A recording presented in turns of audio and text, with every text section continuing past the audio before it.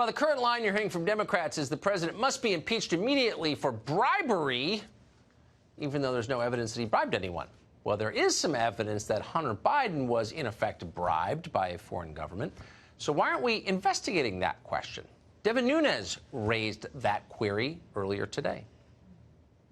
After trying out several different accusations against President Trump, the Democrats have recently settled on bribery.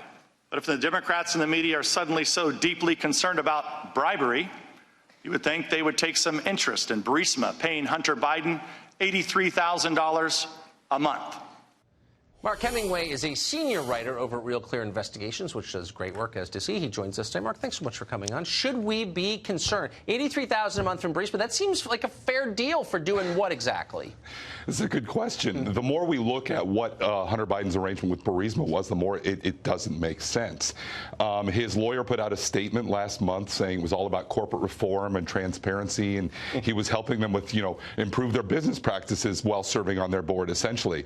But I got my hands on a report from a group called Watchdog Research in Florida, and they specialize in doing things like looking at corporate governance. Yes. And they look closely at this arrangement, and it just doesn't add up. For one thing, Reuters independently reported that there's paperwork saying that he wasn't paid for his board service, which is what his lawyer says he was paid for. He was paid for, quote-unquote, consulting services, not his board service. Now, being a consultant for a company at the same time you're supposed to be an independent member of the board, if this were a U.S. company as opposed to a Ukrainian company, this might very well be in violation of U.S. securities law. So really quick, has anybody in the Obama administration's foreign policy world, State Department, NSC, they must have known about this. Have they said anything about it?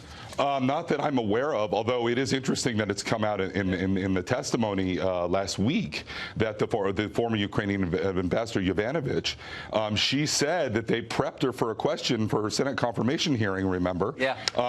To deflect any questions about Hunter Biden and Burisma. Because they knew and they worried.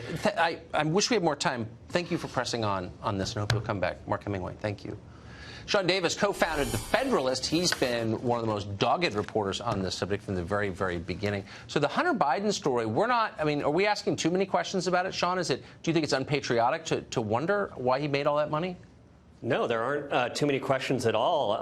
And I think everyone should know why and how the vice president's son, who has no experience in energy or Ukraine or business, somehow got paid $1 million a year for who knows what exactly. I think we all deserve answers on this, especially if we're going to be dealing with yet another coup effort to throw the president out of office because he had a phone conversation some sniveling mid-level bureaucrat didn't happen to like. Do you think that was more or less on the level than his admission to Yale Law School?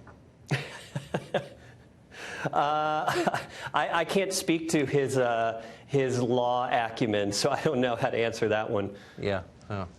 I'm starting to think the system is rotten, and I'm starting to think that people who say that out loud are in peril. You're one of them. So thank you for coming on tonight. Appreciate it. Thank you, Tucker.